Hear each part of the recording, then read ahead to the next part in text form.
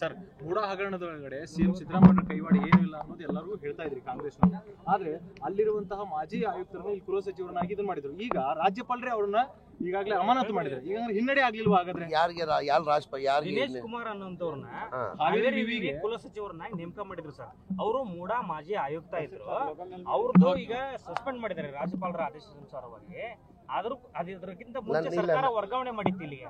ಇಲ್ಲ ಅದಕ್ಕಿಂತ ಮುಂಚೆನೆ ಅವ್ರನ್ನ ಟ್ರಾನ್ಸ್ಫರ್ ಮಾಡಿದ್ರು, ಚೇಂಜ್ ಮಾಡಿದ್ರು. ಕರೆಕ್ಟಾ? ಈಗ ರಾಜ್ಯಪಾಲರು ಮಾಡಿದಾರಂತ ನೀವು ಮಾಧ್ಯಮದವ್ರು ಹೇಳ್ತಾ ಇದ್ರೆ ನನ್ಗೆ ಗೊತ್ತಿಲ್ಲ. ಆಯ್ತು, ಅದಕ್ಕೆ ಸಿದ್ದರಾಮಯ್ಯ ಏನ್ ಲಿಂಕ್?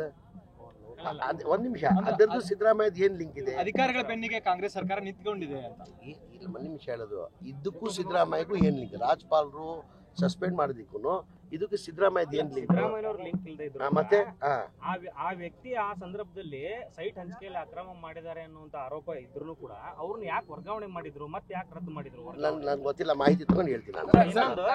ಸಿದ್ದರಾಮಯ್ಯನವ್ರ ಮನೆ ದೇವರಗುಡದಲ್ಲಿ ಮಾತನಾಡುವಾಗ ಸಂಗೊಳ್ಳಿ ರಾಯಣ್ಣನ ಹೋಲಿಸ್ಕೊಂಡು ಮಾತಾಡಿದ್ರು ಅವರು. ನಮ್ಮವರೇ ನಮಗೆ ರಾಯಣ್ಣನು ಕೂಡ ನಮ್ಮವರೇ ಹಿಡಿದುಕೊಟ್ರು, ಹಂಗ ನಮ್ಮವರೇ ನಮ್ಮನ್ನು ಹಿಡಿದುಕೊಡೋ ಪ್ರಯತ್ನ ಮಾಡ್ತಾರೆ. ಶತ್ರುಗಳು ಪ್ರತಿ ಕಾಲದಲ್ಲೂ ಕೂಡ ಇರ್ತಾರೆ. ಶತ್ರುಗಳು ಇರೋದು ಮನುಷ್ಯನಿಗೆ ಸಹಜ, ಅದು ಎಲ್ಲರಿಗೂ ಇದ್ದೇ. ನಮ್ಮವರೇ ಅಂತ ಹೇಳ್ತಾರ, ನಮ್ಮವರೇ ಅಂತ ಇಲ್ಲ, ಎಲ್ಲಾರ್ಗು ಶತ್ರುಗಳು ಇರೋದು ಸಹಜ. ಈಗ ನನ್ನ ಜೊತೆಯಲ್ಲೇ ಇರ್ತಾರೆ, ಯಾರ್ ಶತ್ರು ಯಾರು, ನನ್ನ ಸ್ನೇಹಿತರು ಯಾರು ಶತ್ರು ಅಂತ ಗೊತ್ತಾಗ್ತದೆ.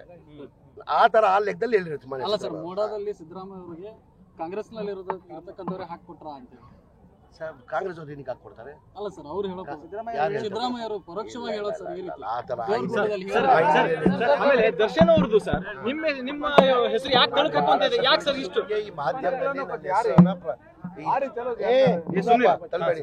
ನನ್ನ ಹೆಸರನ್ನ ಮಾಧ್ಯಮದಲ್ಲಿ, ಸ್ಪೆಷಲಿ ಮಾಧ್ಯಮದಲ್ಲಿ ನನ್ನ ಹೆಸರನ್ನ ಸೇರಿಸ್ತಾ ಇದ್ದಾರೆ. ನನ್ಗೂ ಅದಕ್ಕೆ ಏನ್ ಸಂಬಂಧ? ನಾನು ದರ್ಶನ್ ಅವರು ಆತ್ಮೀಯ ಸ್ನೇಹಿತರು, ಇಲ್ಲ ಅಂತ ಇಲ್ಲ, ಆತ್ಮೀಯ ಸ್ನೇಹಿತರು.